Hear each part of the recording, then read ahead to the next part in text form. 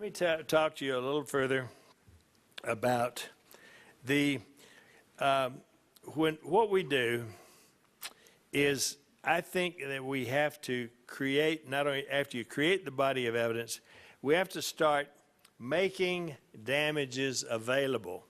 The availability principle. Jurors will deliberate in their deliberations. They will focus on where we focus the evidence in the course of the trial. It's very simple. They'll look at what we make available to them. So we have to start making damages available to them in opening statement. And here's what I like to do. I like to set up signposts. I like to prime availability of damages in opening statement. And the way you do that is you explain to them what their role is. One of the things that you'll be called upon to do as a juror in this case, you are the sole judges of the damages. You'll be called upon to place a monetary value on physical pain, mental anguish, and so forth. Now, you tell them this so that they understand why you're not just putting on whiners and groaners, you're putting on evidence of physical pain and suffering for a reason, because they have to decide on it. So then I explain that my job is to bring you that evidence. I'll have to bring you evidence of physical pain and mental anguish and so forth.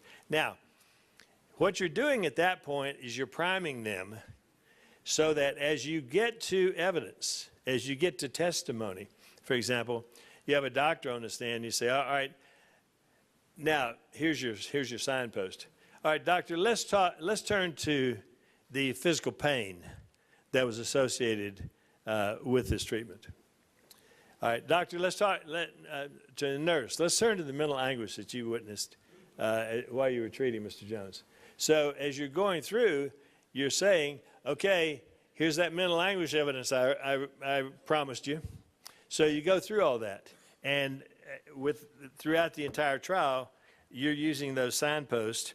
And then they understand what your role is, that you're not just trying to do to get sympathy, that you're doing what the law requires you to do. So when you build your body of evidence and you have each element, then you bring your evidence to life with metaphors. You set up your summation. For example, I tried a case back when the earth was cooling, and it involved a 9-month-old infant who was given an overdose of digitalis, and it had digitoxin toxicity, as a result of which the child went into heart failure on 15 separate occasions in a very short period of time and had to be defibrillated 15 times. Now, the problem with defibrillation is the term defibrillation doesn't execute the required level of emotion that Aristotle says we need. And nobody knows what it is. They hear it, they see it, it may involve something about paddles, but what really happens in defibrillation?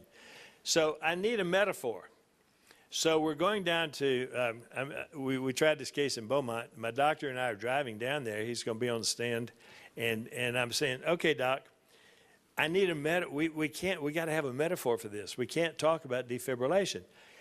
Describe defibrillation for me. He said, well, what happens is that the heart starts fibrillating, which means it sits and starts squirming. Instead of pumping, it's squirming like a can of worms.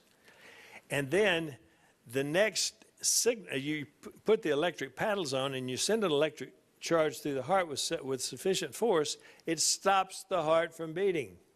And then the next signal from the brain starts the heart to pumping again in the normal fashion. It's just like what?